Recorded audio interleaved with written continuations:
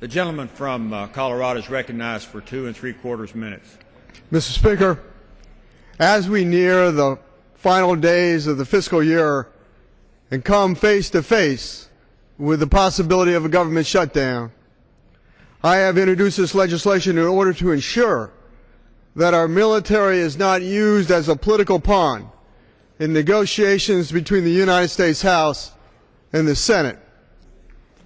My legislation, H.R. 3210, the Pay Our Military Act, ensures that until such time as the President signs a continuing resolution, our military and the Department of Defense, civilians and contractors who support our men and women in uniform will continue to be paid regardless of a shutdown.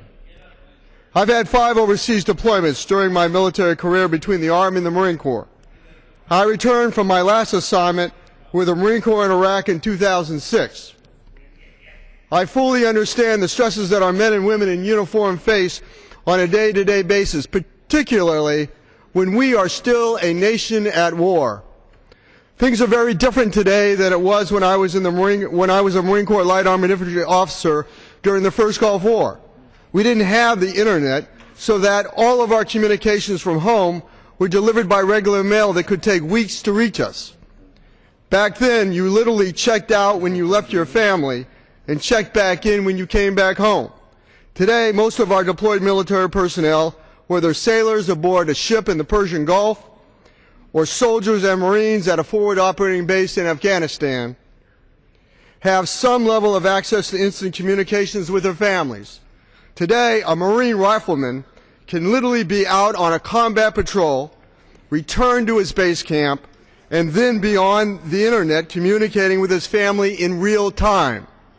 When things don't go well at home, the stress that our deployed men and women are already under is multiplied, particularly if their families go without an income and suffer financial hardships due to a government shutdown.